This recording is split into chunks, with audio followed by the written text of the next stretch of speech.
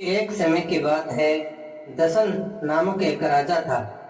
उसका एक पुत्र था जो अत्यंत दुर्बल था और दिनों दिन कमजोर होता जा रहा था। यह ज्ञात हुआ कि उसके पेट में एक सांप है।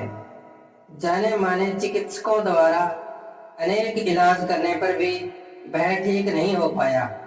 अंततः अपने जीवन से निराश होकर राजकुमार किसी दूसरे राज्य के एक नगर में चला गया, जहां वह एक मंदिर में रहता और भिक्षा मांगकर गुजारा करता था। उस राज्य के राजा की दो विवाह योग्य पुत्रियां थी।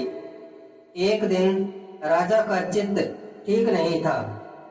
किसी कारण वह दूसरी पुत्री पर बहुत क्रोधित था। उसने अपने मंत्रियों को बुलाकर उसका विवाह किसी अजनबी से करने को कहा। राजा की आज्ञा का पालन करते हुए मंत्री उस राजकुमार को ले गए और उसका विवाह बिना किसी धूमधाम अथवा समारोह के दसन के पुत्र से कर दिया, जो कि पुराने मंदिर में रहता था। किंतु राजकुमारी विवाह से बहुत प्रसन्न थी और अपने पति को ईश्वर मानती थी। विवाह के पश्चात शीघ्र ही राजकुमार और राजकुमारी देश के अन्य भाग की ओर चल पड़े। मार्ग में राजकुमारी अपने पति को एक वृक्ष के नीचे छोड़कर निकट के कस्बे से थोड़ा भोजन खरीदने गई। जब वह वापस लौटी तो राजकुमार गहरी निद्रा में था। तभी उसने देखा कि राजकुमार के मुंह से एक सांप बाहर आ रहा है और दूसरा सांप पास के बिल से निकल रहा है। बिल वाले सांप ने कहा, धूर्त प्राणी, तुम क्यों इतने सुंदर राजकुमार को सताते हो?